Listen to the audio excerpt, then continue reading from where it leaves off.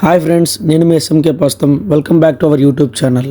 వీడియోలోకి వెళ్ళే ముందు please do subscribe my channel and press the bell icon. ఇక అసలు విషయానికి వస్తే, గత కొద్ది రోజులుగా విజయవాడలో బీభత్సమైన వర్షాలు రావడంతో విజయవాడ మరియు చుట్టుపక్కల పరిసర ప్రాంతాలన్నీ నీట మునిగాయి. వరద ప్రభావం వల్ల చాలామంది ప్రజలు నీటిలో ఇరుక్కుపోయారు.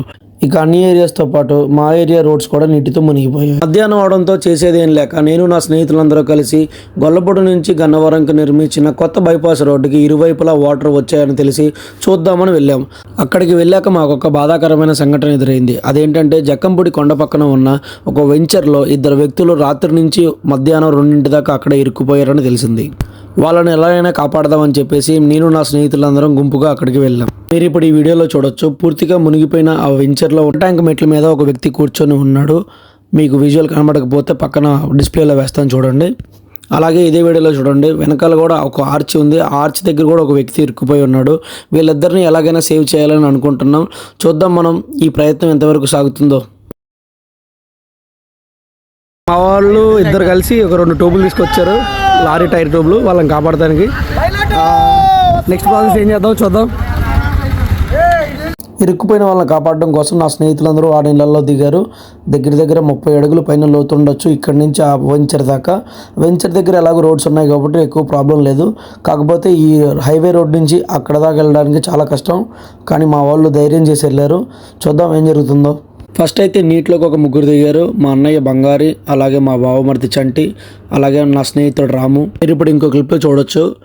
ఇప్పుడు ఎదిలినెత్తున మా తమ్ముడు విజయ్. తనైతే అసలు చూడండి మీరు, అసలు ఎంత విచిత్రంగా వెళ్తున్నాడు. లైఫ్లో ఫస్ట్ టైం చూస్తున్నాను నేను. ఇలా కూడా వెళ్ళొచ్చా అని చెప్పి నాకు తెలీదు, కానీ మావాడు వెళ్తున్నాడు. చూడండి, హ్యాపీగా ప్రశాంతంగా వెనక ఈదుకుంటూ తీసుకెళ్ళిపోతున్నాడు ఆ ట్యూబ్ మొత్తాన్ని. ఎలాగైతే ఎట్టకేలకి అక్కడికి చేరుకున్నారు. ఇంకా చూద్దాం మరి అక్కడికి వెళ్ళిన తర్వాత ఏం చేస్తారు ఏంటి అని. ఫస్ట్ అయితే ఒక అతను అక్కడ ఉండిపోయాడు ఆ ట్యాంక్ దగ్గర. ఇంకొక అతను ట్యాంక్ దగ్గర నుంచి కనీసం ఒక 100 to 200 మీటర్స్ దూరంలో ఉన్నాడు. మరి ఆయన్ని తీసుకురావడానికి ఎవరు వెళ్తారో ఏంటో తెలీదు. చూద్దాం ఏం జరుగుతుందో ఏంటని.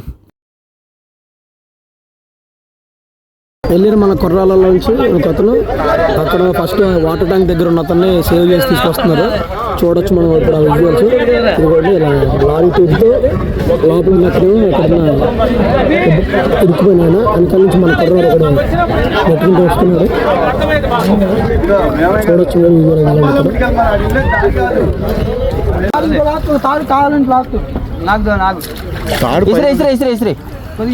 అన్న తాడు పట్టుకో, టో మీద తాడు పట్టుకో.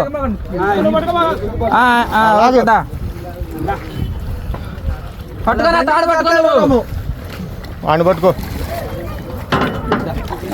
టూ పట్టుకోరా. తప్పండి.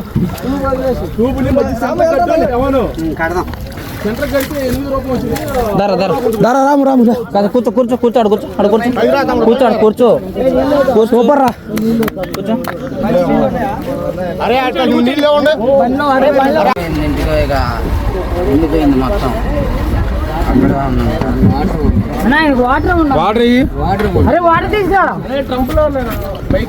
తీసురా పో. అరే ఎక్కడ ఉంది బండి? ఎక్కడ జక్కమూడు మీదే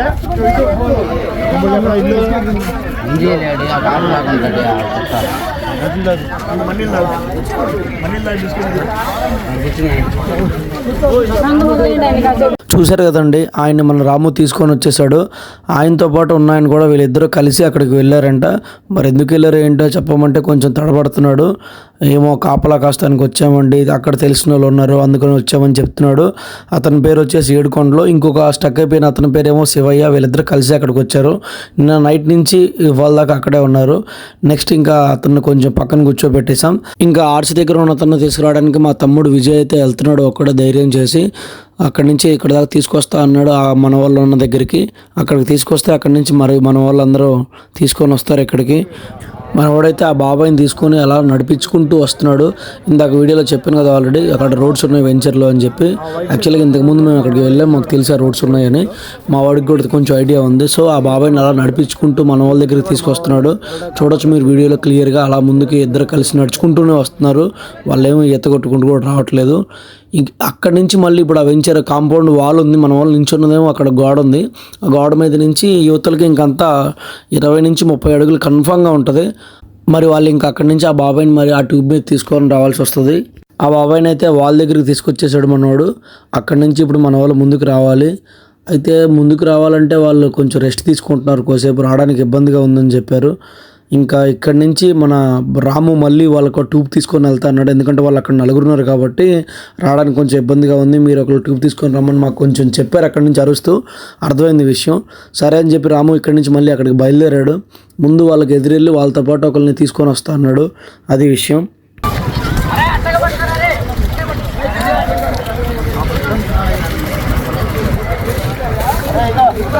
ఏమి నవ్వుతున్నాడు బాబాయ్ పడవలో.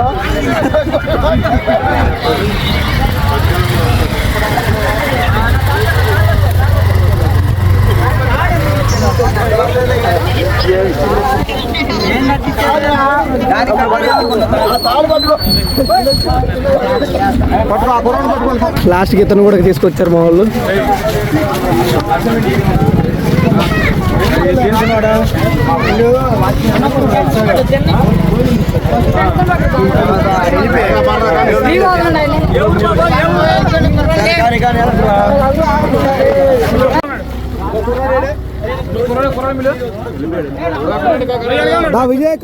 ఫైనల్గా వాళ్ళిద్దరిని మా ఫ్రెండ్స్ నలుగురు చాలా సేఫ్గా తీసుకొని వచ్చేసారు. కానీ ఇలాంటి ప్రమాదాలు ఎవరికీ జరగకూడదని మనస్ఫూర్తిగా కోరుకుంటున్నాం. Stay home, stay safe. జై హింద్, వందే మాత్రం. నేను మీ SMK పస్తాం.